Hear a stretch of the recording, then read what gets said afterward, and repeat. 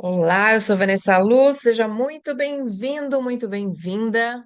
Hoje vamos passar para o quadrante 2 do livro Os Sete Hábitos das Pessoas Altamente Eficazes. Então já se inscreva no canal, deixe seu like, porque eu tenho certeza que você vai gostar. Passando para o quadrante 2. Se as atividades do quadrante 2 são claramente o âmago da administração pessoal eficaz, as coisas importantes que devemos colocar em primeiro lugar, então, como podemos fazer para organizar e colocar essas coisas em prática? A primeira geração da administração do tempo nem sequer reconhece o conceito de prioridade. Ela nos dá conselhos e listas de coisas para fazer que podemos seguir para obter uma sensação temporária de realização. Sempre que vamos verificar algo, mas nenhuma prioridade organiza os itens da lista. Além disso, não há correção entre o que está na lista e nossos valores e propósitos fundamentais da vida. Simplesmente reagimos a tudo que entra em contato com nossa consciência e aparentemente precisa ser feito. Muitas pessoas administram suas vidas a partir deste paradigma de primeira geração. É a lei do menor esforço. Nada de dor ou pressão. É agradável ir na onda. Disciplinas e programas impostos de fora dão às pessoas a sensação de que não são responsáveis pelos resultados. Mas estes administradores de primeira geração, por definição, não são pessoas eficazes. Eles produzem muito pouco e seu estilo de vida não ajuda nada no incremento de sua capacidade de produção. Dominados por forças externas, eles são frequentemente vistos como pessoas com as quais não se pode contar, irresponsáveis, com pouca capacidade de controle e amor próprio. Os administradores de segunda geração conseguem um controle um pouco maior. Eles fazem planos e projetos antecipadamente e normalmente são considerados mais responsáveis, porque eles dão conta do recado quando necessário. Mas, novamente, as atividades que eles planejam não são prioritárias, nem estão relacionadas com valores mais profundos e metas. Eles conseguem poucas conquistas significativas e mostram tendência a se conduzir só pelo planejamento. Os administradores de terceira geração dão um passo significativo à frente. Eles têm clareza quanto aos seus valores e metas estabelecidos. Eles planejam cada dia e dão prioridades a certas atividades. Como já foi dito, a moderna administração do tempo concentra-se aí, mas esta terceira geração tem suas limitações críticas. Primeiro, possui uma visão limitada. O planejamento diário com frequência passa ao largo de coisas importantes que só podem ser vistas a partir de uma perspectiva mais ampla. A própria expressão planejamento diário está focalizada no urgente, no agora. Apesar de a terceira geração ordenar a atividade, ela não questiona sua essencial importância, não coloca a atividade no contexto dos princípios, missão pessoal, papéis e metas. O planejamento diário de terceira geração, voltado para os valores, tem uma abordagem que prioriza os problemas e as crises de momento dos quadrantes 1 e 3.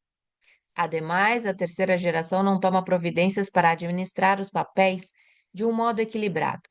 Falta realismo aos projetos, que mostra a tendência para se exceder na programação diária, resultando na frustração e no desejo ocasional de jogar os planos fora e fugir para o quadrante 4. O foco na eficácia e na administração do tempo tende a dificultar os relacionamentos em vez de estimulá-los. Apesar de cada uma dessas três gerações ter reconhecido o valor de alguma forma de instrumento para a administração, nenhuma delas produziu um instrumento que possibilitasse às pessoas viver conforme os princípios no quadrante 2. As listas de coisas a fazer e lembre da primeira geração, deve ser lembrete, da primeira geração nos fornecem apenas um local para registrar as coisas, para que penetrem em nossa consciência e nos impeçam de esquecê-las. As agendas e calendários da segunda geração fornecem apenas um local para registrar os compromissos futuros, de modo que possamos estar onde nos comprometemos a estar na hora certa. Mesmo a terceira geração, com sua vasta gama de planejamentos e materiais, se concentra primordialmente em ajudar as pessoas a priorizar e planejar suas atividades no quadrante 2. Apesar de muitos consultores e professores reconhecerem o valor das atividades do quadrante 2, os instrumentos da terceira geração não facilitam a organização e o planejamento destas atividades. Como cada uma das gerações se afirma em cima daquilo que a precedeu, as vantagens de alguns dos instrumentos de cada uma das primeiras três gerações fornecem um material fundamental para a quarta. Mas existe uma necessidade suplementar de uma nova dimensão para o paradigma e a realização que nos permitirão passar para o quadrante 2, agindo a partir dos princípios e administrando a vida conforme o que é verdadeiramente mais importante. A ferramenta do quadrante 2. O objetivo da administração quadrante 2 é conduzir a vida com eficácia, a partir de um centro de princípios sólidos e de um conhecimento da missão pessoal, com foco no importante bem como um urgente, dentro de um quadro de manutenção do equilíbrio entre o aumento da produtividade e o aumento da capacidade de produção. Este é um objetivo reconhecidamente ambicioso para as pessoas presas ao peso das coisas leves dos quadrantes 3 e 4. Mas batalhar para conseguir isso causa um impacto fenomenal na eficácia pessoal. Um organizador quadrante 2 deve observar seis critérios importantes. Coerência. A coerência indica que existe harmonia, unidade e integridade entre a visão e a missão, entre papéis e metas, entre prioridades e planos, entre desejos e disciplina. No planejamento deve haver espaço para sua declaração de missão pessoal, de modo que você possa constantemente voltar a ela.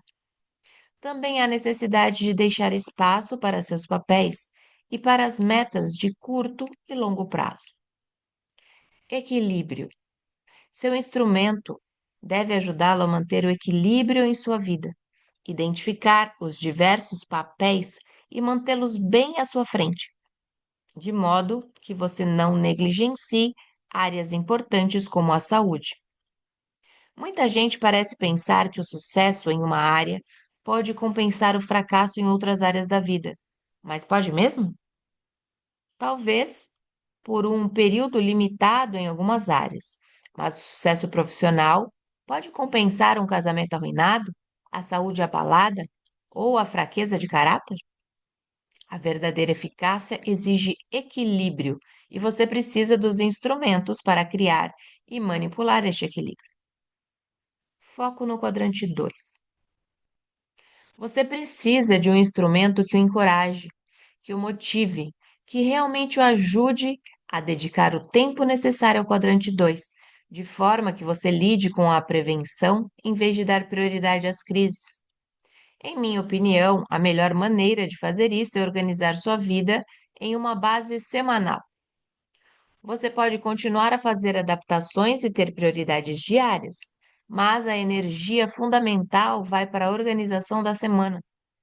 A organização com base na semana possibilita um equilíbrio maior e um contexto mais amplo do que o planejamento diário. Parece haver um consenso cultural implícito de que a semana é uma unidade de tempo única, completa. O mundo dos negócios, da educação e muitas outras facetas da sociedade operam dentro do quadro dado pela semana, determinando certos dias para o trabalho e outros para o relaxamento e inspiração. A ética judaico-cristã básica guarda o sabá, um dia a cada 7, para propósitos enaltecedores.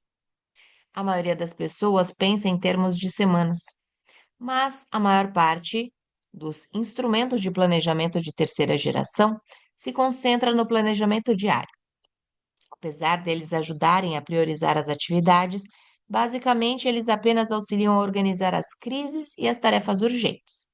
O segredo não é valorizar o que está no planejamento, determinar as prioridades. E isso pode ser feito melhor no contexto da semana. Uma dimensão humana. Você também precisa de um instrumento que lide com as pessoas, não apenas de planos. Apesar de poder pensar em termos de eficácia ao lidar com o tempo, uma pessoa centrada em princípios pensa em termos de eficiência ao lidar com gente. Há momentos nos quais a vida centrada em princípios, no quadrante 2, exige que se subordine os planos às pessoas. Seu instrumento passa a refletir este valor, facilitando sua aplicação, em vez de gerar sentimentos de culpa quando o plano não está sendo cumprido. Flexível. O instrumento de planejamento deve ser um escravo, nunca seu senhor, uma vez que ele deve trabalhar em seu benefício. Precisa ser talhado conforme seu estilo, sua necessidade e seu modo específico de agir. Portátil. Seu instrumento também deve ser portátil, de forma que possa carregá-lo a maior parte do tempo. Você pode querer revisar sua declaração de missão pessoal quando estiver no ônibus, ou desejar analisar o potencial de uma nova oportunidade em comparação com algo anteriormente planejado. Se seu instrumento for portátil, você o terá a seu lado e as informações importantes estarão ao seu alcance. Uma vez que o quadrante 2 é a base da administração pessoal eficaz, você precisa de um instrumento que o leve ao quadrante 2.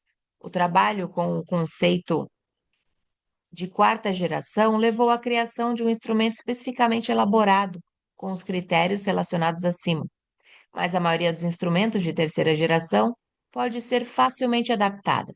Desde que os princípios sejam válidos, as práticas e aplicações específicas podem variar de um indivíduo para o outro. Torne-se um administrador pessoal do quadrante 2. Apesar de minha intenção aqui ser ensinar princípios de eficácia, não sua prática, acredito que você possa compreender melhor os princípios e a força da quarta geração se fizer a experiência concreta de organizar uma semana centrado nos princípios com base no quadrante 2.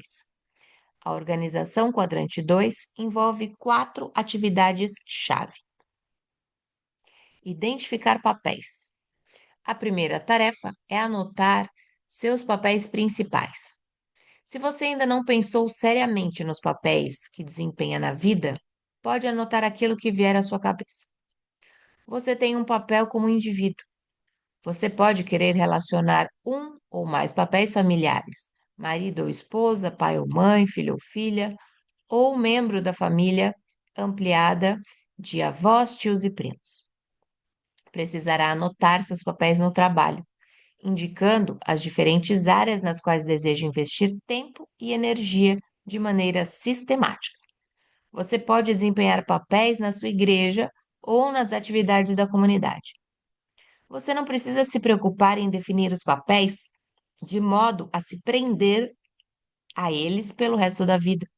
Considere apenas a semana e marque as áreas em que você se vê gastando mais tempo nos próximos 7 dias. Eis aqui 2 exemplos do modo como as pessoas podem ver seus diversos papéis. Indivíduo 1. Desenvolvimento pessoal. Marido, pai. 2. Esposa. Gerente de novos produtos. 3. Mãe, gerente de pesquisa. 4. Corretora de imóveis, gerente de departamento pessoal. 5. Professora, escola dominical, Gerente administrativo, 6. Diretora da Sinfônica, diretor da United Way. Estabelecendo meta. O passo seguinte é pensar em 2 ou 3 resultados que pretende conseguir em cada um dos papéis nos próximos 7 dias. Eles devem ser registrados como metas. Ver esquema da página 180. Pelo menos algumas destas metas devem refletir atividades do quadrante 2. Estas metas de curto prazo, de preferência, precisam estar vinculadas às de longo prazo que você identificou ao elaborar sua declaração de missão pessoal. Mas, mesmo que você não tenha escrito sua declaração, pode sentir, intuir o que é importante no momento em que medita sobre cada um dos papéis e sobre as 2 ou 3 metas para cada papel. Planejando. Agora, você pode olhar para a semana que tem pela frente com as metas em mente e tempo reservado para atingi-las. Por exemplo, se sua meta é elaborar a primeira visão de sua declaração de missão pessoal, você pode querer reservar um período de 2 horas para trabalhar nisso. Domingo ou qualquer outro dia da semana que seja especial para você, sua fé ou condições, é frequentemente o momento ideal para planejar as atividades pessoalmente mais gratificantes, o que inclui a organização da semana. É um bom momento para relaxar, buscar inspiração, olhar para a sua vida no contexto dos princípios e valores. Se você estabelecer a meta de melhorar sua forma física através de exercícios, talvez seja bom reservar 1 hora durante 3 ou 4 dias da semana, ou quem sabe em todos os dias, para atingir este objetivo. Existem algumas metas que você só conseguirá realizar durante as horas de trabalho, outras que dependerão da presença dos filhos em casa no sábado. Consegue começar a ver algumas das vantagens de organizar a semana em vez do dia? Tendo identificado os seus papéis e estabelecido as metas, você pode consignar cada uma a um dia específico da semana, seja ou na condição de item prioritário ou melhor ainda, como tarefa específica, e checar sua agenda mensal ou anual para verificar os compromissos que assumiu anteriormente e avaliar sua importância no contexto das suas metas, transferindo aqueles que resolveu manter para a sua agenda semanal e fazendo planos para adiar ou cancelar outros. Conforme você estuda o plano de trabalho para a semana a seguir, observe como cada um dos 19 itens mais importantes, em geral, quadrante 2, foi programado ou traduzido em planos de ação específicos. Além disso, note o box chamado de afinar o instrumento, que fornece um espaço para o planejamento de atividades vitais de renovação do quadrante 2 em cada uma das 4 dimensões humanas que serão explicadas no hábito 7. Mesmo com todo o tempo reservado para atingir 19 metas importantes durante esta semana, repare na quantidade de espaços em branco restantes na agenda.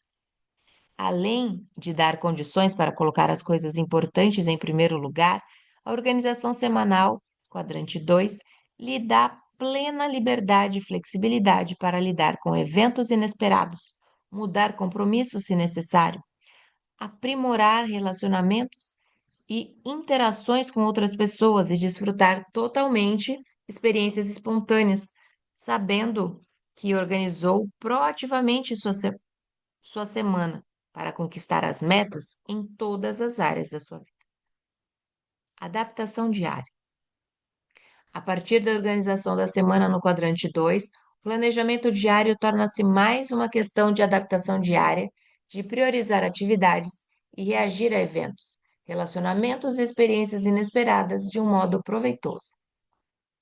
Dedicar alguns minutos todas as manhãs para repassar seus compromissos pode colocá-lo em contato com as decisões baseadas em valores que você tomou quando organizou a semana e se adaptar a acontecimentos inesperados que possam ter surgido. Conforme você revê o dia, percebe que seus papéis e metas implicam o estabelecimento de prioridades naturais que derivam de seu senso interno de equilíbrio. Trata-se de uma priorização mais suave do cérebro direito, que, em última análise, vem do senso de missão pessoal. Você ainda pode achar que a priorização diária de terceira geração, do tipo A, B, C ou 1, 2, 3, dá uma ordem necessária às atividades diárias. Seria uma falsa dicotomia sustentar que estas atividades são importantes ou que não são. Elas se encaixam, obviamente, em uma progressão, em algumas atividades importantes, e algumas atividades importantes são mais prioritárias do que outras. No contexto da organização diária, a priorização da terceira geração sistematiza o enfoque diário. Entretanto, tentar priorizar informações sem nem mesmo saber como elas se relacionam com seu senso de missão pessoal e como elas se encaixam no equilíbrio de sua vida não é eficaz. Você corre o risco de dar prioridade ou de conquistar coisas que não queria ou não precisava nem um pouco. Declaração, papéis, metas de missão. Organização a longo prazo. Planejar, papéis, metas, planos, delegar. Você já começa a notar a diferença entre organizar sua semana na condição de administrador centrado em princípios, quadrante 2, e planejar seus dias enquanto indivíduo centrado em qualquer outra coisa? Começa a perceber a imensa diferença que o foco no quadrante 2 vai fazer em seu nível atual de eficácia? Tendo experimentado o poder do quadrante 2, centrado nos princípios, para a organização de minha própria vida, e tendo observado a maneira como transformou a vida de centenas de outras pessoas, estou convencido de que ele faz diferença. Uma diferença qualitativa positiva. E quanto mais as metas semanais estiverem completamente ligadas a um quadro mais amplo de princípios correto, e a declaração de missão pessoal, maior será o aumento da eficácia. Vivenciando o processo. Voltando mais uma vez à metáfora do computador, se o hábito 1 diz você é o programador e o hábito 2 diz escreva o programa, o hábito 3 diz rode o programa, viva o programa. E viver é principalmente uma consequência da vontade soberana, disciplina, integridade e comprometimento, não com planos e metas de curto prazo ou com impulsos de momento, mas com os princípios corretos e com nossos valores mais profundos, que dão sentido e contexto para nossas metas, nossos planos e nossas vidas. Conforme você atravessa esta semana, indubitavelmente haverá momentos em que sua integridade será colocada na berlinda. A popularidade da reação às prioridades urgentes, embora um pouco importantes de outras pessoas, no quadrante 2, ou a tentação de escapar para o quadrante 4, ameaçarão suplantar as atividades importantes do quadrante 2 que foram planejadas. Seu princípio central, sua autoconsciência e sua consciência podem fornecer o alto nível de segurança íntima, orientação e sabedoria para lhe dar forças para colocar em ação sua vontade soberana e manter a integridade do que é verdadeiramente importante. Contudo, como você não é onisciente, não pode saber sempre com antecipação o que é verdadeiramente importante. Por mais que organize com cuidado sua semana, haverá momentos em que, na condição de pessoa centrada nos princípios, você precisará subordinar sua agenda a valores mais altos. Como você está centrado em princípios, fará isso com uma sensação incrível de tranquilidade. Em determinada época, um de meus filhos estava muito voltado para o planejamento e a eficiência. Um dia ele tinha uma agenda muito apertada, o que incluía deslocamentos cronometrados para os locais das diversas atividades, incluindo apanhar alguns livros, lavar o carro e dispensar Carol, sua namorada, entre outras coisas. Tudo estava acontecendo conforme planejado até chegar a hora de dispensar Carol. Eles estavam saindo juntos havia bastante tempo, e finalmente chegar à conclusão de que um relacionamento maior não daria certo. Assim, ele havia planejado uma conversa telefônica de 10 a 15 minutos para terminar com o namoro. Mas a notícia foi traumática demais para ela. 1 hora e meia depois, ele ainda estava envolvido em uma conversa intensa com a moça. Mesmo assim, a conversa não fora conclusiva. A situação era frustrante para ambos. Repetindo, não se pode simplesmente pensar em eficiência quando há gente envolvida. Devemos pensar em eficiência com relação a pessoas e em eficácia com relação às coisas. Tentei ser eficiente com uma pessoa que discordava ou estava sendo desagradável e simplesmente não funcionou. Tentei dar 10 minutos do meu precioso tempo para ajudar uma criança a resolver um problema, só para descobrir que esta eficiência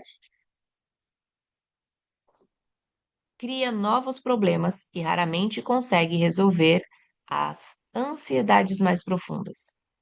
Vejo muitos pais, principalmente mães com filhos pequenos, frequentemente frustradas com seu desejo de fazer muitas coisas, só porque só o que fazem, aparentemente, é cuidar do nenê o dia inteiro. Lembre-se de que a frustração é consequência de nossas expectativas e elas são muitas vezes reflexos do espelho social, mais do que nossos valores e prioridades. Mas, se você tem o hábito 2 profundamente embutido em seu coração e sua mente, você conta com os valores mais elevados para guiá-lo. Pode subordinar sua agenda a estes valores com integridade. Você pode se adaptar, ser flexível e não se sentir culpado quando não cumpre a agenda ou quando precisa alterá-la. E ficamos por aqui em mais esse dia maravilhoso de leitura. Se você não se inscreveu àquela hora, se inscreva agora, deixe seu like e compartilhe esse vídeo com mais pessoas. Eu sou Vanessa Luz, deixo aqui um beijo em seu coração. Tenha um dia maravilhoso e nos encontramos por aqui numa próxima leitura.